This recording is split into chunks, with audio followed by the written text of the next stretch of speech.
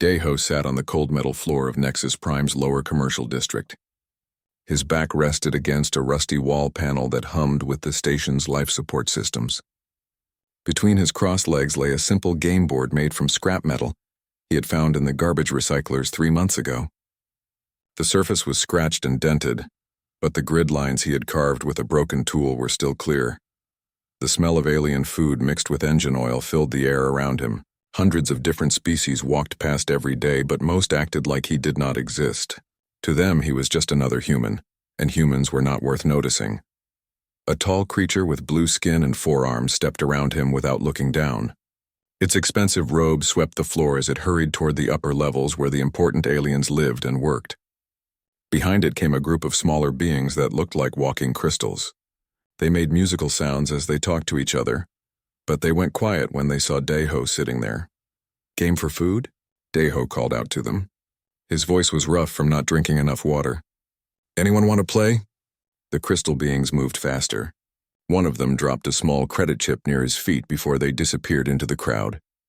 Daeho picked up the chip and put it in his pocket with the others. Maybe he would have enough for a real meal today instead of the nutrition paste from the emergency dispensers. This was his life now. 3 years ago, he had been someone important on Earth. He had worn clean clothes and worked in offices with windows that showed the stars. But that was before the economic collapse, before the transport ships stopped coming, before he spent his last credits on a ticket to this station hoping to find work. The aliens here did not want to hire humans. They thought humans were too stupid for real jobs.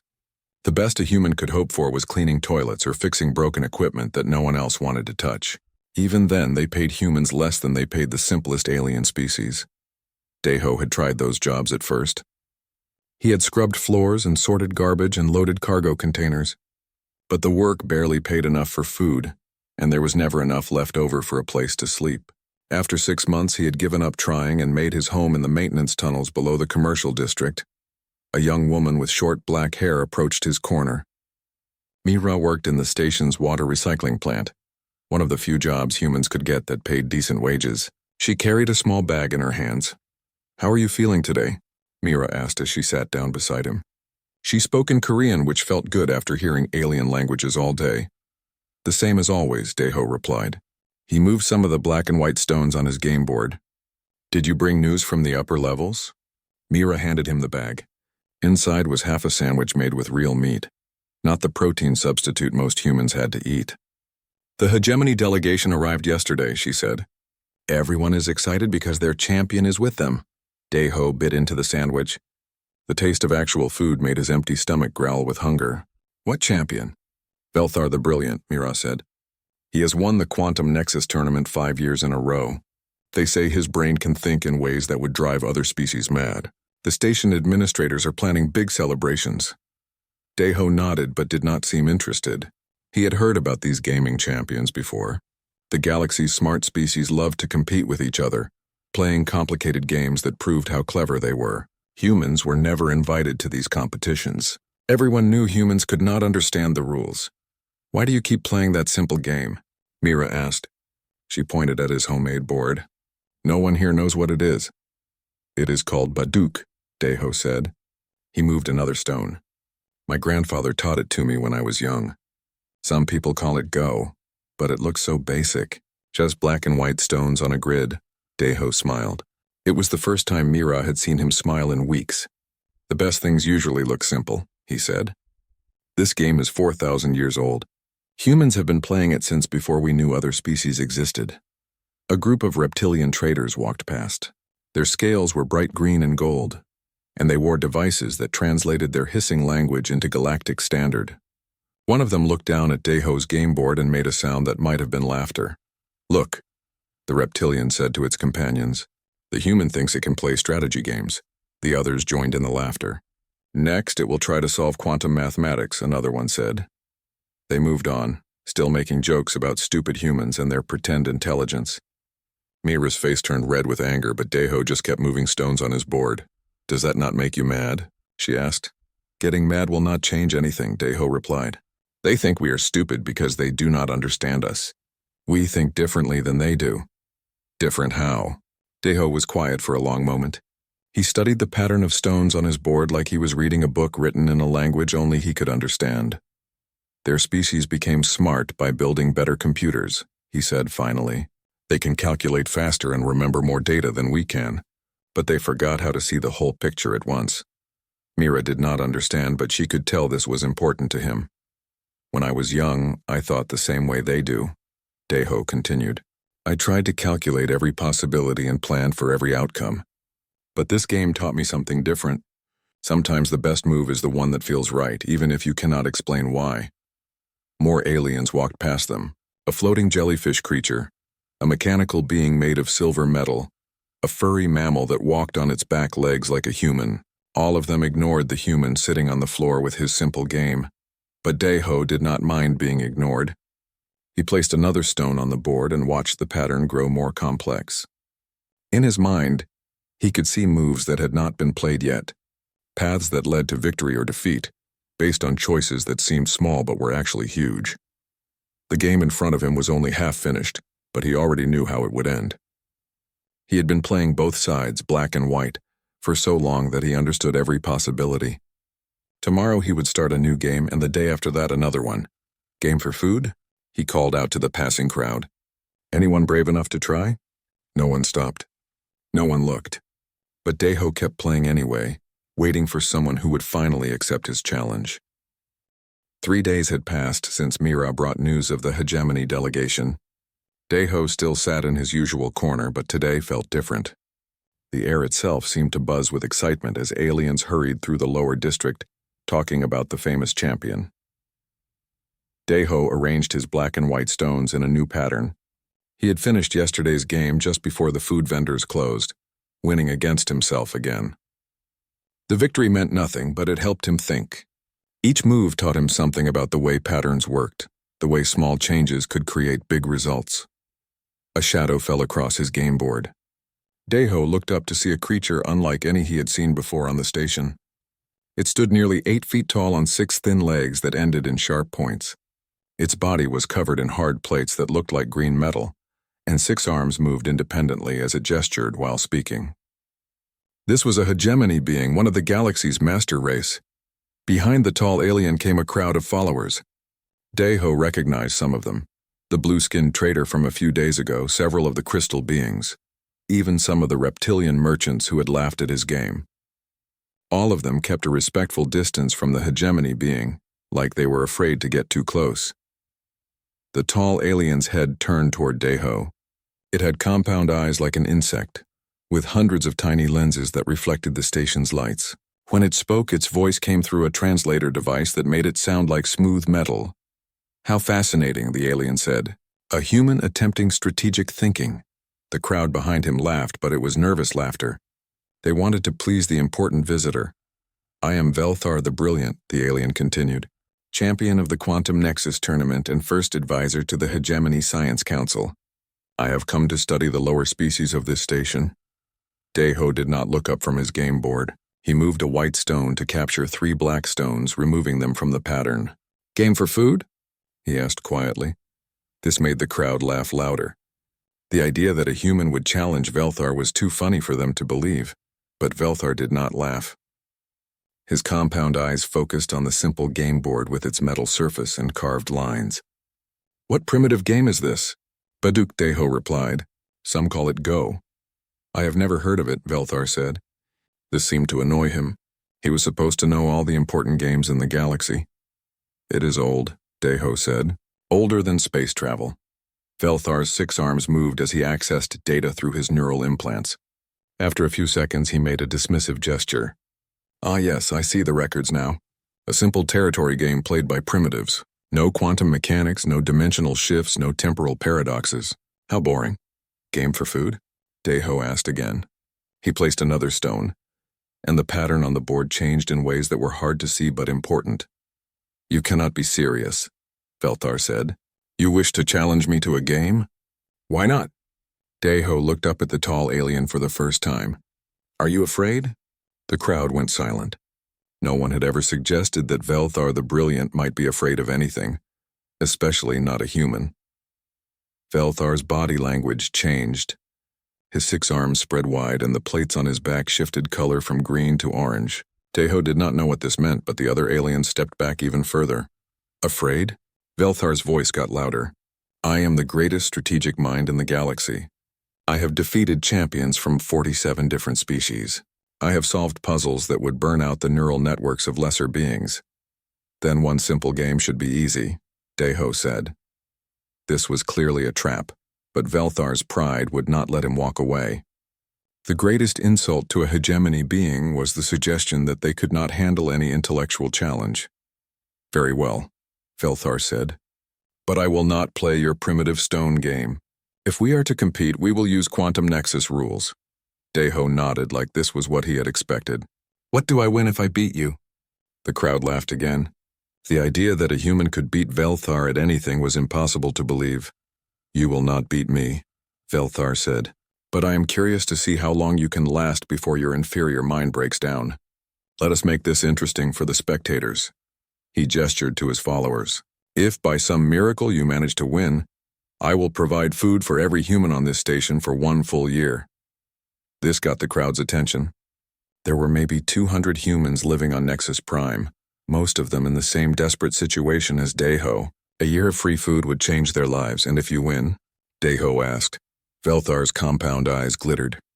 If I win, you will stand before the entire station and declare that humans are intellectually inferior to all other galactic species. You will admit that your race has no business trying to compete with your betters, the crowd murmured with excitement. This was better than they had hoped for. They would get to see a human publicly humiliated by the galaxy's greatest champion. Deal, Teho said without hesitation.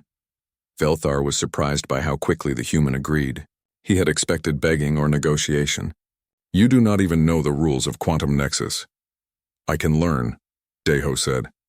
The game is played across 7-dimensional planes simultaneously. The pieces can phase between realities based on quantum probability calculations. The rules change depending on temporal fluctuations that occur during play. It is the most complex strategic challenge ever created. Teho packed up his simple stones and metal board. Sounds interesting. Word of the challenge spread through the station faster than a reactor leak. Within an hour, the lower commercial district was packed with aliens who wanted to watch. The station administrators heard about it and decided to broadcast the game on the public screens. This was too good for entertainment. They moved the game to the central plaza where everyone could see. A massive holographic display showed the 7-dimensional playing field, with glowing pieces that moved through layers of reality like ghosts. Velthar took his position at one side of the control interface. His 6 arms moved over the quantum controls like a musician playing a complex instrument. He had practiced this game every day for 20 years. Teho sat on the other side. The interface was designed for hegemony physiology, so the controls were too big for his human hands. The station engineers had to modify everything so he could play. This is your last chance to surrender, Velthar said. Once we begin, I will show no mercy to your primitive mind. Teho looked at the complex holographic display. 7 layers of reality flickered in front of him, filled with pieces that could exist in multiple places at once. It was nothing like his simple stone game. But when he looked closer, he could see the patterns underneath the complexity. Territory and influence, attack and defense, sacrifice and gain. The basic ideas were the same, just dressed up in quantum mechanics and dimensional theory. I am ready, he said. The crowd pressed closer. Hundreds of aliens watched as Velthar the Brilliant prepared to destroy the human's mind with the most complex game ever created. But Teho was not afraid. He had been playing strategy games since he was 5 years old. The rules might be different, but the heart of the game was still the same. Begin, Velthar announced. The greatest mismatch in galactic history was about to start. The central plaza of Nexus Prime had never been so crowded. Aliens filled every available space, hanging from the upper walkways and pressing against the barriers around the gaming area. The holographic display towered above them all, showing 7 layers of reality that shimmered and shifted like water. Velthar made the first move with dramatic flair.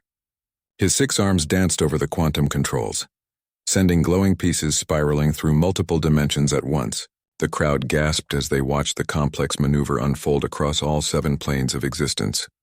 Behold, Velthar announced, The hegemony opening, a strategy that has never been defeated. Watch as I demonstrate the vast gulf between superior and primitive intelligence. The move was beautiful to see.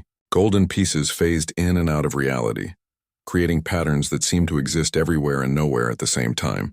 To most of the watching aliens, it looked like pure genius. Deho studied the display carefully. The interface controls felt strange under his human fingers, but he was starting to understand how they worked.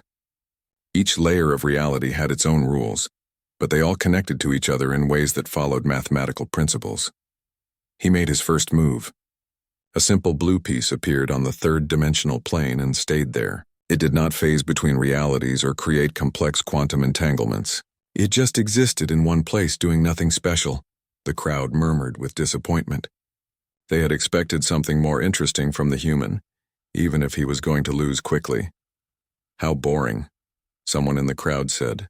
The human does not even understand the basic rules. Velthar's compound eyes focused on Deho's piece. Is that really your move? You could phase that piece into 17 different probability states, but you choose to keep it locked in a single dimension? Yes, Deho said simply. Very well. If you wish to play like a primitive, I will demonstrate advanced strategy. Velthar's second move was even more impressive than his first. He created a quantum cascade that affected all 7 planes at once, with pieces that existed in multiple states until the moment they were observed. The mathematical calculations involved would have burned out most computer systems. Again, Deho responded with something simple. Another blue piece, this one on the 5th plane, also locked into a single-dimensional state. This is embarrassing, a reptilian merchant said to his companions. The human does not know what he is doing. But in the crowd, a few aliens were starting to pay closer attention. Tae Min, a human engineer who maintained the station's gravity generators, pushed through the crowd to get a better view. He had studied game theory in school and recognized something the others were missing. Those are not random moves, he whispered to another human standing nearby. Look at the positioning. The other human, an older woman named Hee-Won, who cleaned the upper-level offices, squinted at the display. I do not see anything special. That is the point, Tae Min said. He is building something, but you cannot see what it is yet. On the gaming platform, Velthar was growing more confident with each move. The human seemed completely overwhelmed by the complexity of quantum nexus. His pieces stayed in single dimensions, while Velthar's forces spread across multiple realities. Like a quantum storm. Perhaps we should stop here, Velthar suggested after his 10th move. You are clearly outmatched. I could end this game in 3 more moves, but I do not wish to humiliate you completely. Keep playing, Deho said. He placed another simple piece and locked it into place. The crowd was getting bored. This was not the exciting match they had expected. The human was obviously losing, but too stupid to realize it. Some aliens started to leave, heading back to their business in other parts of the station, but Velthar noticed something that made him pause. The human's simple pieces were starting to form a pattern.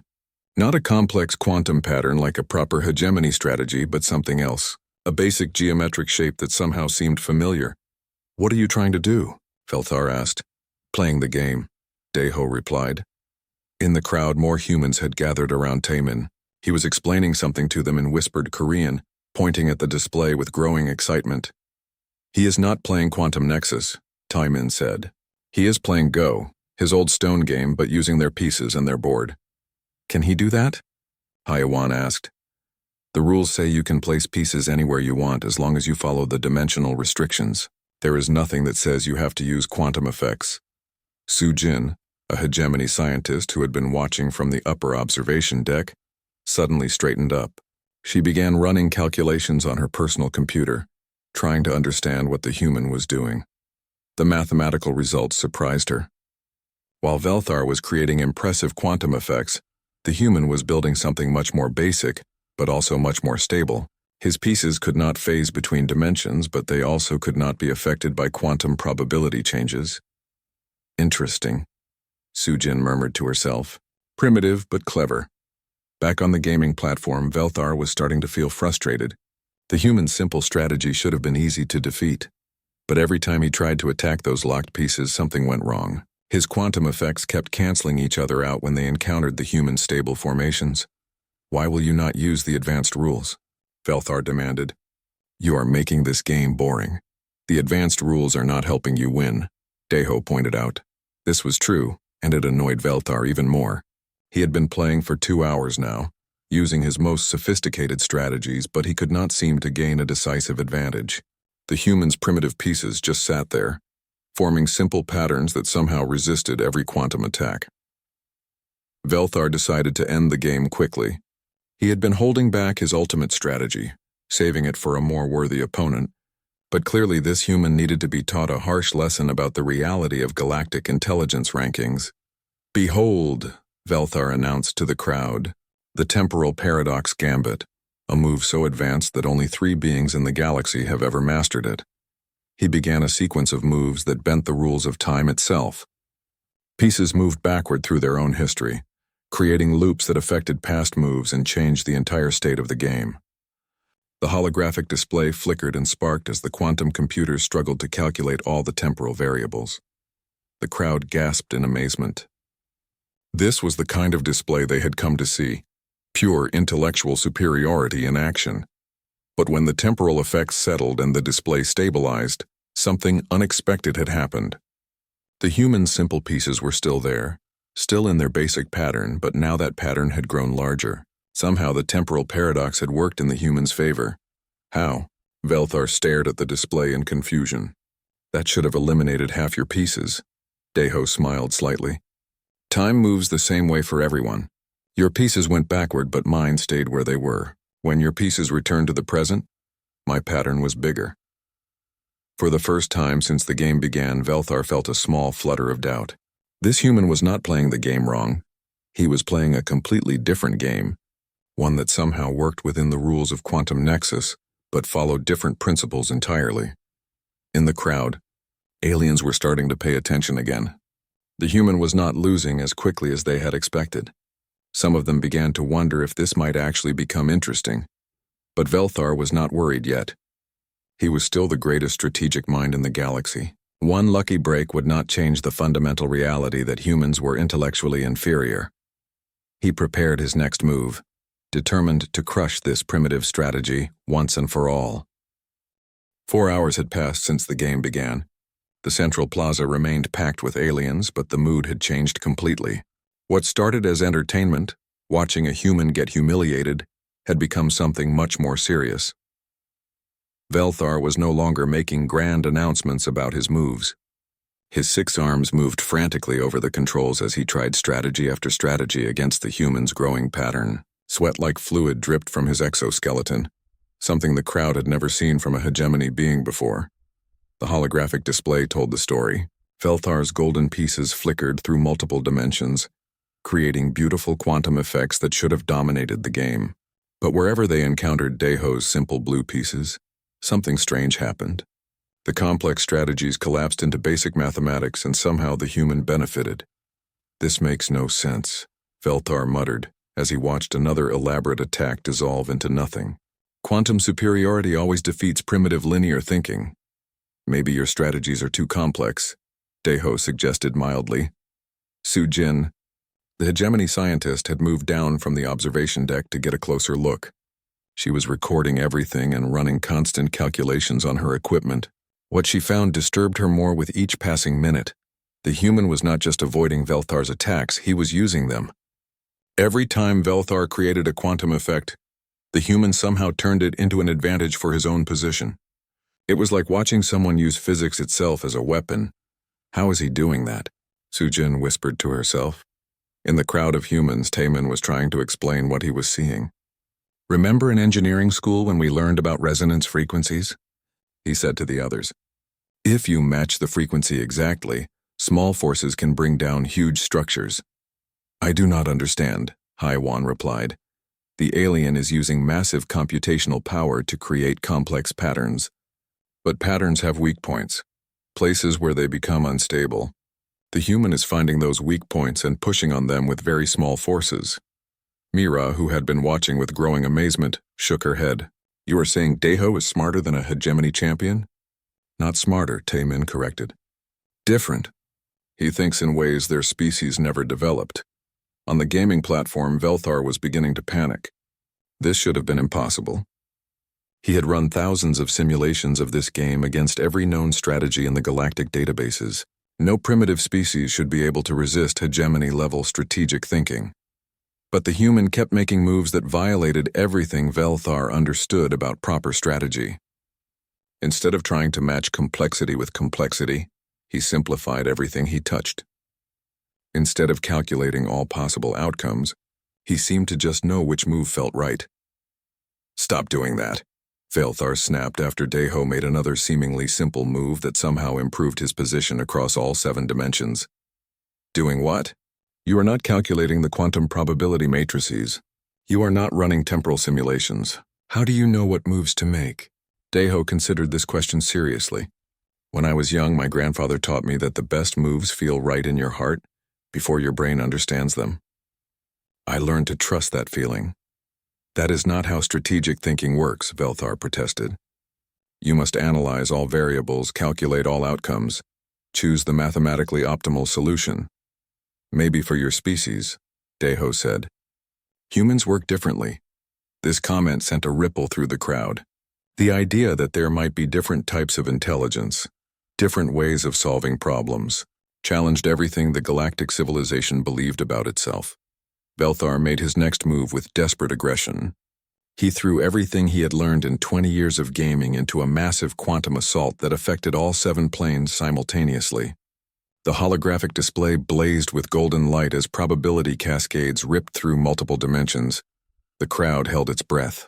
This had to be the end. No primitive mind could survive such an attack. But when the light faded, Deho's blue pieces were still there. More than that, they had grown stronger.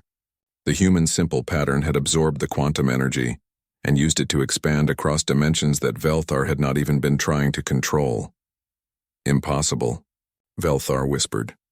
Sujin stared at her calculations in shock. According to her readings, the human had just accomplished something that her species considered theoretically impossible. He had achieved victory conditions on multiple dimensional planes simultaneously. But that was not the most disturbing part. The most disturbing part was how he had done it.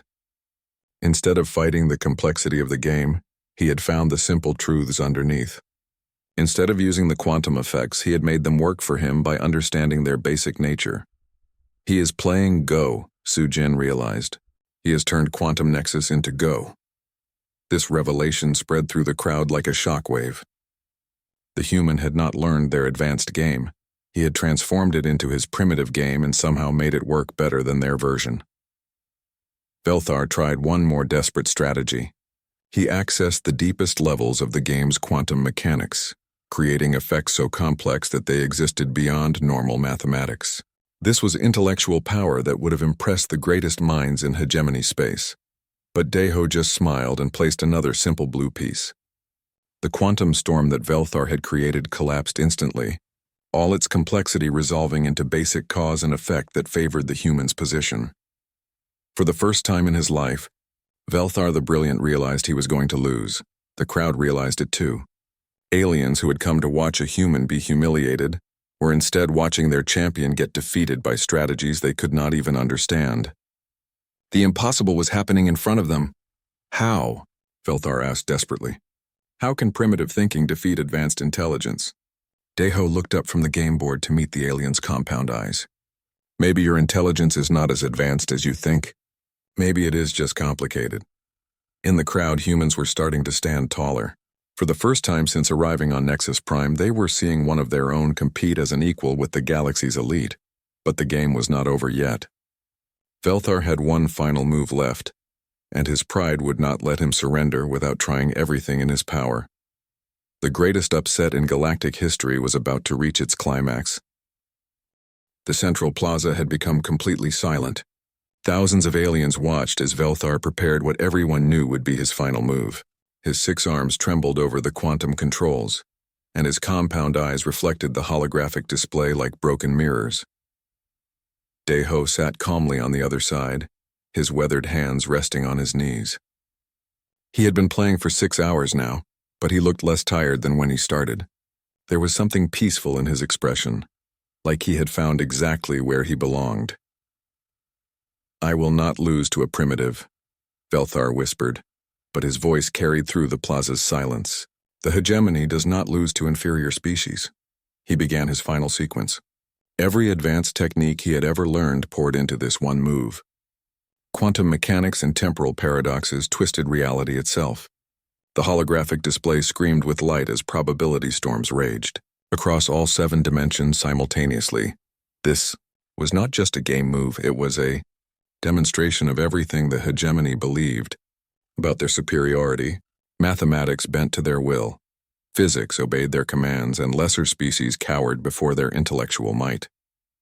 The display blazed so brightly that many aliens had to shield their eyes. When the light finally faded, Belthar's golden pieces filled most of the 7-dimensional space. They pulsed with quantum energy and existed in dozens of probability states at once. "Now," Belthar announced triumphantly, "let us see your primitive mind handle that level of complexity." But Deho did not look worried. He studied the magnificent display of quantum strategy for a long moment, then reached out and made a single, simple move. One blue piece appeared on the first-dimensional plane. It did not phase between realities or create probability cascades. It just sat there stable and solid exactly where Deho had placed it. And then something beautiful happened. Like dominoes falling or waves spreading across water, Velthar's entire quantum structure began to collapse. Each golden piece that touched or interacted with Deho's simple blue pieces lost its quantum coherence and locked into single-dimensional states. The probability storms died out. The temporal paradoxes resolved into linear time. Within minutes, the magnificent display of hegemony intellectual superiority had transformed into something that looked exactly like a Go game. Black and white stones on a simple grid pattern, with territory clearly marked and captured pieces removed from play. And in that simple pattern, anyone could see the truth. Deho had won. The plaza erupted in chaos. Aliens shouted in dozens of languages, trying to understand what they had just witnessed. Some demanded to know if the human had cheated. Others accused the game equipment of malfunctioning. But Su-Jin, the hegemony scientist, was checking her instruments and shaking her head. "No malfunction," she announced loudly. "No cheating. The human won using only legal moves." Velthar stared at the display in complete shock. His greatest strategies, perfected over decades of study, had been reduced to child's game pieces. Everything he believed about intelligence and superiority lay in ruins. "How?" he whispered. Deho stood up from his position at the gaming interface. His simple clothes and weathered face looked out of place among all the advanced technology, but somehow he seemed to belong here now. "You made the game more complex than it needed to be," Deho explained gently. "All those quantum effects and dimensional shifts, they were just decorations on top of basic strategic principles. When you stripped away the decorations, the heart of the game was still there. But I calculated every possibility," Velthar protested. "I used the most advanced mathematical techniques in the galaxy." "You calculated the possibilities you could see," Deho replied. "But you could not see the simple truths because they were hidden under too much complexity." In the crowd, the humans had found each other and were standing together with tears in their eyes. For 3 years, they had been treated like the galaxy's janitors and garbage collectors. Today, one of them had proven that human minds could compete with anyone. Mira pushed through the crowd and reached Deho first. "You did it," she said in Korean. "You actually did it." "We did it," Deho corrected. "This was not just about me." Velthar slowly stood up from his gaming position. His exoskeleton had changed color from confident orange to confused gray. "I do not understand how this is possible." "Different species think in different ways," Deho said. "Your people became intelligent by building better computers in your heads. You can calculate faster and store more information than humans can. But you forgot something important." "What did we forget?" "You forgot how to see the forest instead of the trees. How to trust feelings that come from deep understanding. How to find simple solutions to complex problems." Su-Jin approached the gaming area with her recording equipment. "I have documented everything," she announced to the crowd. "This game will be studied for generations. The human has demonstrated a type of strategic thinking that we never knew existed." Velthar looked around at the thousands of aliens staring at him. Some showed respect for his gracious defeat, but others looked at him with disappointment. If a human beggar could defeat the galaxy's greatest champion, what did that say about hegemony superiority? But slowly Velthar's confusion turned into something else. Curiosity. "Human," he said formally. "Deho of Earth, I have been defeated fairly and completely. According to our agreement, I must provide food for all humans on this station for 1 year.